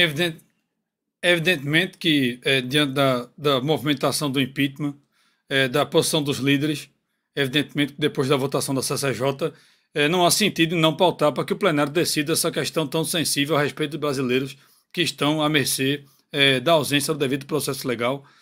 No conceito de muitos juristas, inclusive internacionais, a Câmara dos Deputados não pode se omitir e depois dessa aprovação na CCJ, diante da movimentação do Senado em relação ao processo de impeachment, há a necessidade de pautar, evidentemente, no Conselho dos Líderes, para plenário a questão da anistia. Consigo ouvir o cara falando. É por aí, o papo é por aí, o trelelé é por aí. Guarde essas palavras aí, é por aí. Ô, louco, bicho, quem sabe faz ao vivo, hein? Olha, 6h37, meu. É isso aí, pessoal. Meninos, muito obrigado. Eu vou ler o superchat aqui. Vamos lá. Otávio da Federal, não fiz nada. Não fiz nada, viu, Otávio? Nem o Caivano, nem o Diogo. Não nos visite. Grande Diogo, grande Caivano. Rafael de Rio Grande do Sul. Tentaram matar Trump de novo, Fonte Gaia. A gente já falou sobre isso, tá, Rafa? Então volta um pouquinho aí, que a gente já falou sobre isso aqui durante a live, sobre o novo atentado do Trump. Mas muito obrigado, o Otávio e o Rafael, pela contribuição. O Ricardo Ruffini, que é membro do canal e também mandou aí um superchat. Jorge Seif também já comentou que temos 41 votos. Repitam comigo. Quem poderia... É o Diogo, né? A frase do Diogo. Aí, puxa! Quem poderia imaginar? Luiz Amorim. Mário, para abrir este processo, que são 41 senadores, está essa novela... eu imagino para caçar que precisa de 54, precisa de intervenção divina. Do povo também, tá? Divina, Luiz, e do povo também. Se o povo... A única coisa que esses trastes têm medo é do povo, tá? É a única coisa que eles têm medo. Eu sempre indico Vida de Inseto. Quando a Disney não era woke, essa zerda que tá a Disney hoje aí, quando ela fazia algo primoroso que ensinava a gente a vida, né? Coisas da vida pra gente. E Vida de Inseto é um desenho maravilhoso. Assistam, Brasil. Vida de Inseto. Obrigado, viu, Luiz? Aldemir Moura. As formigas, Mário, as formigas colhem a comida. As formigas ficam com a comida. E os gafanhotos voam. Essa cena é fantástica. Maravilhoso, cara. Esse desenho realmente é maravilhoso. Aldemir Moura, presenteei com uma assinatura do Fator Político. Você também aí que puder presentear, além de ser membro, você pode presentear algum ente querido aí, algum amigo, com uma assinatura aqui do Fator, tá? A Ana Paula Goldbeck, que ajuda vários canais aí, segue vários canais, também doou um super sticker, além de ser membro do canal aqui também. A Gina Longo também mandou outra aí, ó. Meninos, é possível que Lira estaria adiando o impeachment do Molusco para 2025 com a pretensão de sair da presidência da Câmara e ser eleito presidente da República pelo voto indireto? Rapidamente, 1 minuto, contagem regressiva, Diogo Forjas. É possível, porém não creio ser provável. É possível, mas eu acho pouco provável. Eu teria que interpretar que ele tem o controle de todos os elementos e processos e cadeias de interesse envolvidos em estudo para que ele tome a decisão de, em benefício próprio, deixar para o ano que vem para eleições indiretas. Quer dizer, ou eu teria que entender que aqueles que detêm essas estruturas, a eles interessa deixar para o ano que vem e que o Lira seria o nome do ano que vem para isso. Então, assim, não vou dizer que é impossível, é possível. Nem que ele não deseje, talvez ele queira, mas eu acho relativamente, embora possível, pouco provável. Pode ser que fique para o ano que vem? Pode sim. Aliás, pela conta do Congresso, seria o mais provável que ficasse para o ano que vem, né? Mas nós estamos num estado anômalo. Nunca se sabe, os prazos são doidos, os prazos não são mais os mesmos. A reforma tributária deveria demorar meses, foi aprovada em uma noite. Então a gente sabe como é que tá a coisa. Então pode ser que fique para o ano que vem, sim, mas pelo tempo natural de processos dessa natureza e não necessariamente por um interesse do Lira. Se isso ocorrer por interesse, não seria dele, seria do dono da limusine. O presidente das casas é só o motorista. Ele atrasa, pede um farol, muda uma rota, mas para onde o carro vai é o dono do carro que escolhe. E os donos do carro não são o Lira e o Pacheco, evidentemente. Eu acho que é por aí. É isso aí, um minuto, hein? Caramba! Doutor Caivano, 1 minuto, candidato. Voto com o relator, né? A grande questão aí é que, não vou nem dizer como ele disse, sem nenhuma correção, que seja possível. Na verdade, não é impossível. Agora, é altamente improvável. Veja só, ele estaria deixando a presidência para depois concorrer à eleição. Seria muito mais profícuo para ele se ele tivesse feito isso durante a função dele como presidente, para exercer o poder que ele tem lá dentro. Agora, ele se equivocou em várias dessas artimanhas, né, para chamar aqui, não é pejorativo, né, esses meandros do poder, essas negociações, a ponto do governo ter conseguido agora, nessa reta final da presidência dele, esvaziar um pouco de seu poder. A gente está assistindo isso acontecer na prática. E isso é um grave problema, né? Então não conseguiram cooptar o Arthur Lira de maneira total, fizeram isso na base do uso do STF. Então, eu não consigo enxergar dessa maneira como uma estratégia do Arthur Lira. A meu ver, o que a gente já falou, o Diogo também já falou sobre isso, a questão do Arthur Lira era se proteger para que ele não se tornasse, apesar de todo o poder, um novo Eduardo Cunha e começasse o seu, vamos falar assim, a sua função como um mero deputado federal na cadeia. E outra, Caivano, e ele seria a ponta do iceberg, né, para partir para cima do legislativo como um todo, porque ele é a figura que tem contato com todas as lideranças, os presidentes partidários. Se você usar por base os precedentes pragmáticos, os inquéritos ilegais, em que você quebra o sigilo de um indivíduo e a partir do que tem o telefone dele você acessa todo mundo com quem ele falou, violar o Arthur Lira é um risco potencial para todos os caciques políticos do país. Lembrando que emendas parlamentares são distribuídas para todos os partidos, principalmente os de centro. Lembrando que a tal da rachadinha não foi o Janones que inventou. Veja bem, estão cortando na carne, isso é uma tremenda ameaça. Quer dizer, o Lira não só se protegeu, como isso foi proteção para o processo político. Complementando o que você falou, não à toa ele não foi abandonado. O PT tentou isolar o Lira da Câmara. Não, vem comigo que eu pago dos 5 bilhões que o Lira não conseguiu, o governo pago direto. Só falar comigo, ignora ele. Tentou isolar. Por que não conseguiu? Porque o processo político entendeu que não se tratava só do Lira. Ele era o começo do processo. Então, se ele não decidiu sozinho nas mecânicas de proteção, não decidirá sozinho na hora de movimentar uma coisa dessa natureza. Complementando o que o amigo falou, concordo. Acompanho o relator. Olha só, a Ana Paula Goldbeck mandou mais 5 aí e falou assim: Mário, o doutor Caivano já sabe, estou candidata a vereadora no Rio de Janeiro pela Democracia Cristã. Então vamos lá. Quero uma mulher de pulso trabalhadora? Ana Paula Goldbeck, vereadora, 27.500. Aí, ó, já tem a sua voz igualzinho. Não, faz essa voz no final no negócio inteiro. Como é que é o negócio aí? Faz aí. Quero uma mulher de pulso, uma mulher trabalhadora? Ana Paula Goldbeck, vereadora, 27.500. Dá pra pôr no carro... se eu fosse aí, você, editava, põe no carro de som isso aí. Faz um recorte, no fundo. Faz um recorte, Ana Paula. Aí, tá faz um mix aí do cara. O cara é bom. Félix Videomaker colocou assim, ó, passando para prestigiar os amigos. Fala, Diogo, doutor Caivano. Boa noite, Robert. Um forte abraço, ó, um abração, meu querido. O Márcio Vasconcelos falou assim, Mário, se esse programa com essa bancada fosse aos domingos às 8 da noite, seria fantástico. Eu entendi. Peguei a referência. É fanático. Pois é. Sabe quem não ia achar fantástico isso aí, Mário? As esposas, né? Já pensou? Era para ter sido apenas um programa de domingo. Era para ter sido mais um dia de trabalho. Eles ainda não sabem, mas vai custar caro trabalhar aos domingos. Fácil não, filho. Pois é.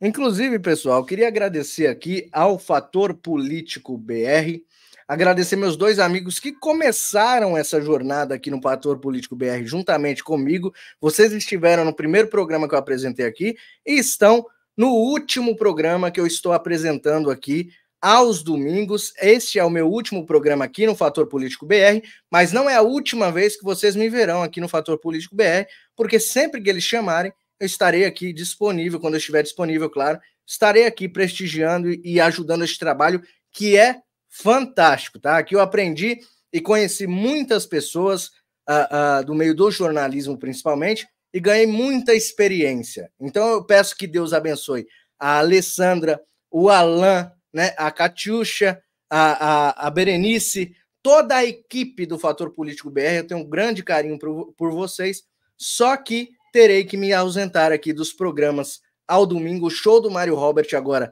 não acontecerá mais. Eu não sei se o Fator tem planos de colocar alguém no lugar, mas se vocês gostam de programa de domingo, cobrem o Fator Político BR, tá, pessoal? Na semana vocês cobrem aqui o Fator Político BR, tá? Mas a gente sempre vai estar aí, vai estar por aí. Eu tô lá no meu canal Direita no Brasil, vocês me encontram lá sempre ao meio-dia, tem lives lá diárias para vocês, tá bom? Vamos junto nessa causa, ajude o Fator Político BR com o Pix, pixfatorpoliticobr@gmail.com. Você pode estar ajudando e torne-se membro do canal, para esse canal continuar crescendo cada vez mais. E sempre quando começar uma live, distribua em todos os grupos que você faz parte. Isso ajuda com que o alcance aqui seja amplo e que a gente possa cada vez mais alcançar o nosso mais e mais público, mais e mais telas que precisam da verdade, tá? Deus abençoe, Caivano. Muito obrigado pela sua presença, meu querido. Amém, meu irmãozinho. Fica com Deus. Sucesso na sua empreitada nova, né? É só o término de um ciclo. É como você disse, não encerra nenhuma história. É só uma mudança aí de rumo. É um prazer enorme mais uma vez. É prazer, sim, né? Estar aqui com o meu amigo Diogo. Espero ver vocês dois no próximo dia 27 de setembro, aqui em São Paulo, né? Para o lançamento do meu livro ali na livraria do Drummond, no Conjunto Nacional, na Avenida Paulista. Super fácil de chegar. Quem quiser ir lá e conhecer essas duas feras aí, ó, vai ter oportunidade, hein? Conhecer nós três ao mesmo tempo, isso é muito raro. 27 de setembro, 18 horas, no Conjunto Nacional, na Avenida Paulista 2743, do ladinho da estação Consolação do metrô aqui de São Paulo. Fica com Deus, Diogo, fica com Deus, Mário, fica com Deus, Fator Político BR e toda a sua equipe. Obrigado, meu querido. Até a próxima. Diogão Forjaz, meu amigo também de sempre. Louco, meu! É isso aí! Ô, louco, meu! Inoxidável! Ó, falar pra você... cara, a gente fica feliz com o ciclo. O pessoal tá perguntando ali, meu Deus, demissão ao vivo, nossa, mas por que? Não é nada disso, gente, não tem nada disso aí não. O Mário tá sobrecarregado de atividades, então tá difícil manter até o domingo. Ó, e disso aí, a Equipe, eu chamo de Equipe, viu, Mário, que você falou que a gente faz tudo, eu dei um nome pra isso aí, Equipe, porque você faz todo o trabalho da equipe, você faz a edição, você faz o card, você vai não sei o que lá, você escolhe a pauta, você lê, né, enfim, né, faz tudo. Muito bem. Equipe é pesado, gente, e de domingo a domingo, e eu fiz isso, sei lá, 2 anos praticamente, né, só parei quando fui desmonetizado. Não é fácil, tá? Não é fácil fazer isso, não. Eu fazia de segunda a sábado a live normal e aos domingos a live de membros. É uma delícia, eu gosto, sinto falta da live de membros, mas eu sei o trabalho que dá. Então, a depender de como está o ritmo da vida, é muito difícil. Eu mesmo, de segunda a sábado, tem momentos, tem períodos em que é muito difícil manter regularidade. Enfim, a gente tem que, às vezes faz mais cedo, às vezes tem que fazer mais tarde, às vezes tem que pular um dia, então não é fácil. É mais a carga de trabalho, né, Mário, que tá levando a saída do que qualquer outra coisa. É um momento em que, chega um momento que, pronto, essa etapa se concluiu, mas ninguém foi demitido do programa. Tô vendo os comentários, tem que corrigir. Não tem nada disso não, gente, pelo amor de Deus. O Mário continua no canal, como eu também tô. Eu tinha um programa às quartas-feiras, eu pedi pra equipe, falei, gente, não tá dando mais pra mim, vamos dar uma segurada. Eu fiquei devendo de trazer um programa novo, não consegui até agora, enfim. Então, mas é isso, tá, gente? A gente tem nada demais, fique em paz, tá todo mundo em paz, aqui todo mundo se gosta, assim, a equipe do Fator Político, complementando o que eles falaram, é uma equipe séria, correta, íntegra, né? São pessoas de bem, enfim. Só tenho coisas boas para falar deles aqui, da Alessandra, do Alan Pitts, da Berenice, enfim, né? Então a gente só tem coisas boas a dizer. Então não tem nada disso não, viu? Eu vi uns comentários aí, então já para tirar o ruidinho. Tem ruído não, tá tudo bem. Não, o tá Mário tudo certo. Não, tá tudo certo. Tá tudo certo, pessoal. A gente já combinou aqui. E eu sempre, como eu falei para vocês, eu sempre vou estar aqui quando eles me chamarem aí para fazer bancada, nós estaremos aí comentando, tá? Deus abençoe grandemente a todos vocês que ficaram nessa live. Deus abençoe a vocês que vão passar depois aqui gravado, tá? Lembrando que você sempre pode ajudar deixando o like, compartilhando os vídeos e as lives aqui do canal. Deus abençoe você, a sua família, a nossa nação, todos aqueles que lutam e continuam lutando por um Brasil melhor. Até a próxima, onde nós nos veremos certamente. Até a próxima. Tchau, tchau. Finalmente, você agora tem um canal de TV para chamar de seu. Eu estou falando da TVD News, canal 581 com sinal aberto para todas as antenas digitais parabólicas. Estamos presentes em mais de 12 milhões de lares em todo o país. A TVD News reúne em sua programação diária os melhores conteúdos de canais informativos que antes você só encontrava na internet, como nós, do Fator Político BR. Todas as manhãs você fica bem informado na companhia de Alexandre Pitoli e a bancada da Rádio Auriverde. Na sequência tem o Marco Antônio Costa, do Fio Diário. E não para por aí. Didi Red Pill, Oeste Sem Filtro, Bradock e nós, do Fator Político BR, com equipe em Brasília. Somos a sua voz nessa trincheira de combate à desinformação. Anuncie na TVD News. Entre em contato conosco pelo telefone 61 9649 6183.